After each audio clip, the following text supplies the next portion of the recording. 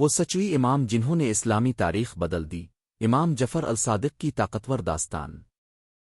اگر میں آپ کو بتاؤں کہ اسلامی تاریخ کے عظیم ترین اساتذہ میں سے ایک نے سنی اور شیعہ دونوں مقابل فکر کے علماء کو تعلیم دی، دو طاقتور سلطنتوں کا دور دیکھا، علم، فقہ اور سائنس پر گہرا اثر چھوڑا، اور سب انہیں الصادق یعنی سچوا کہتے تھے۔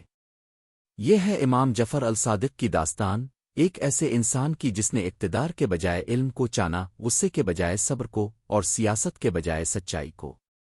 اگلے چند منٹ ہمارے ساتھ رہیے کیونکہ ان کی زندگی اب کی سوچ بدل سکتی ہے۔ بسم اللہ الرحمن الرحیم۔ مدینہ منورہ کی بابرکت سرزمین میں سن 702 عیسوی میں ایک ایسے گھر میں ایک بچے کی ولادت ہوئی جو نور، علم اور اللہ کی یاد سے بھرا ہوا تھا۔ اس بچے کا نام جعفر بن محمد رکھا گیا، لیکن دنیا انہیں امام جعفر الصادق کے نام سے جانے لگی، الصادق یعنی سچوی۔ بچپن ہی سے ان کی شخصیت میں ایک خاص نورانیت نمایاں تھی۔ ان کا تعلق رسول اللہ کے خاندان سے تھا۔ ان کے پردادا حضرت علی ابن ابی طالب تھے، اور ماں اور باپ دونوں کی طرف سے وہ نبی کریم کی عظیم نسل سے وابستہ تھے۔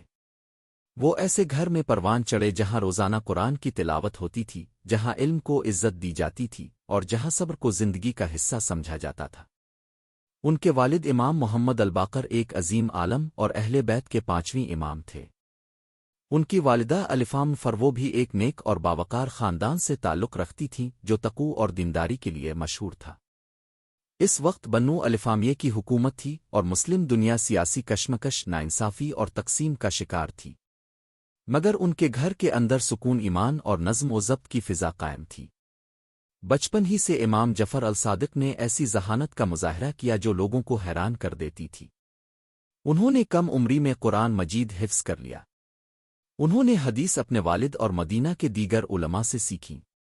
وہ مسجد نبوی میں بیٹھ کر غور سے اسباق سنتے۔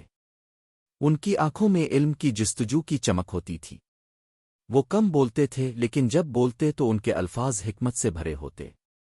ان کے والد اکثر فرمایا کرتے تھے، میرا یہ بیٹا علم کا عظیم پیشوا بنے گا۔ کم عمری میں ہی انہوں نے اپنے خاندان کی مشکلات دیکھیں۔ بنو الفامیہ کے حکمران اہل بیت سے خوفزدہ رہتے تھے۔ انہیں اندیشہ تھا کہ لوگ اہل بیت کی حمایت میں کھڑے ہو جائیں گے، اس لیے خاندان رسول کو نگرانی اور دباؤ میں رکھا جاتا تھا۔ لیکن بغاوت کے بجائے ان کے والد نے تعلیم اور روحانی اصلاح کا راستہ اختیار کیا۔ امام جعفر الصادق نے یہ سبق دل میں بٹھا لیا کہ اصل تبدیلی علم اور نفس کی اصلاح سے آتی ہے۔ سن 732 عیسوی میں جب امام محمد الباقر کا انتقال ہوا تو امام جعفر الصادق چھٹے امام بنے۔ اس وقت ان کی عمر تقریباً 30 سال تھی۔ یہ ایک بھاری ذمہ داری تھی۔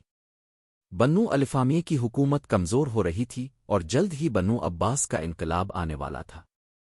سیاسی لڑائیاں ہر طرف پھیلی ہوئی تھیں۔ مختلف گروہ قیادت کے دعوے کر رہے تھے۔ کچھ لوگ اہل بیت کے نام کو اقتدار حاصل کرنے کے لیے استعمال کرنا چاہتے تھے، مگر امام جعفر الصادق نے اقتدار کا راستہ اختیار نہ کیا۔ انہوں نے علم اور دین کی اصل روح کو زندہ کرنے کا مشن اپنایا۔ ان کی زندگی میں بنو الفامیہ کا دور ختم ہوا اور بنو عباس کی حکومت قائم ہوئی۔ پہلے عباسی خلیفہ ابو العباس الصفا نے اقتدار سنبھالا، اس کے بعد منصور دیوانقی حکمران بنا۔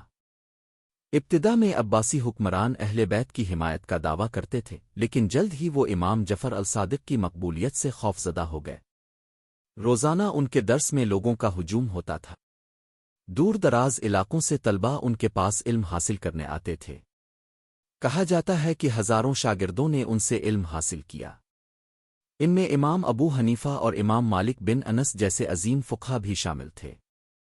امام ابو حنیفہ نے فرمایا، میں نے جعفر بن محمد سے زیادہ علم رکھنے والا کوئی شخص نہیں دیکھا۔ اس سے اندازہ ہوتا ہے کہ وہ مختلف مقابل فکر میں یکساں احترام رکھتے تھے۔ ان کی تعلیمات صرف فقہ تک محدود نہ تھیں۔ وہ تفسیر، حدیث، عقائد، فلسفہ، کیمیا، فلکیات اور اخلاقیات بھی پڑھاتے تھے۔ بعض مورخین کے مطابق مشہور سائنسدان جابر بن حیان بھی ان کے شاگرد تھے۔ امام جعفر الصادق کا ماننا تھا کہ علم اللہ کی عطا ہے اور اس کے ذریعے انسان کو کائنات میں اللہ کی نشانیوں کو سمجھنا چاہیے۔ لیکن ان کی اصل عظمت صرف علم میں نہیں تھی بلکہ ان کے کردار میں تھی۔ وہ نرم گفتار تھے، غریبوں کے مددگار تھے۔ رات کے وقت وہ چہرہ ڈھانپ کر ضرورت مندوں کے گھروں میں راشن پہنچاتے تاکہ انہیں شرمندگی نہ ہو۔ ان کے انتقال کے بعد ہی لوگوں کو معلوم ہوا کہ برسوں سے ان کی مدد کرنے والا شخص امام جعفر الصادق تھے۔ وہ فرماتے تھے کہ عبادت صرف نماز اور روزہ نہیں بلکہ حسن اخلاق بھی عبادت ہے۔ انہوں نے سچائی، صبر، عاجزی اور توکل کی تعلیم دی۔ ان کی سچائی کی وجہ سے لوگ انہیں الصادق کہتے تھے۔ ایک دن ایک شخص غصے میں آ کر انہیں سب کے سامنے برا بھلا کہنے لگا۔ شاگرد غصے میں آ گئے مگر امام نے انہیں روک دیا۔ وہ خاموشی سے سنتے رہے۔ جب وہ شخص خاموش ہوا تو امام نے فرمایا، اگر تمہاری بات سچ ہے تو اللہ مجھے معاف کرے، اور اگر جھوٹ ہے تو اللہ تمہیں معاف کرے۔ یہ سن کر وہ شخص رو پڑا۔ یہی ان کی برباری اور اخلاص کی طاقت تھی۔ عباسی خلیفہ منصور دیوانقی ان کی مقبولیت سے خوفزدہ ہو گیا۔ اس نے انہیں کئی بار بغداد طلب کیا اور بعض پرس کی۔ بعض روایات کے مطابق انہیں قید بھی کیا گیا۔ لیکن امام جعفر الصادق نے کبھی بغاوت کی دعوت نہیں دی۔ انہوں نے دلوں کی اصلاح کو ترجیح دی۔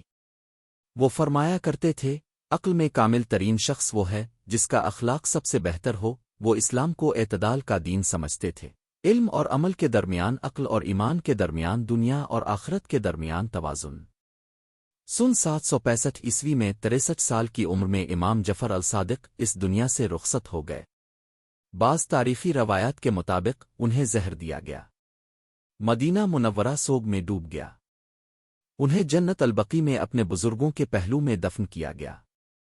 ان کا مشن ان کی وفات کے بعد بھی جاری رہا۔ فقہ جعفریہ ان کے نام سے منسوب ہے۔ ان کی احادیث مختلف کتب میں موجود ہیں۔ ان کے شاگردوں نے ان کا علم پوری دنیا میں پھیلایا۔ آج بھی ان کا نام احترام سے لیا جاتا ہے۔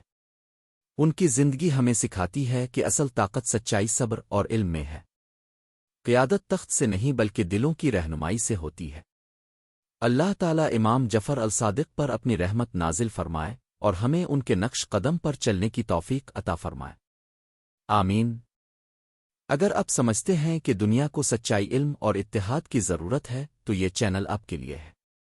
سبسکرائب کریں، ویڈیو کو لائک کریں اور کمنٹ میں سچ لکھیں اگر آپ امام جعفر الصادق کی زندگی سے متاثر ہوئے۔ اس ویڈیو کو شیئر کریں تاکہ علم پھیلے۔ آئیے ایمان کو مضبوط بنانے والی کہانیوں کو دوبارہ زندہ کریں۔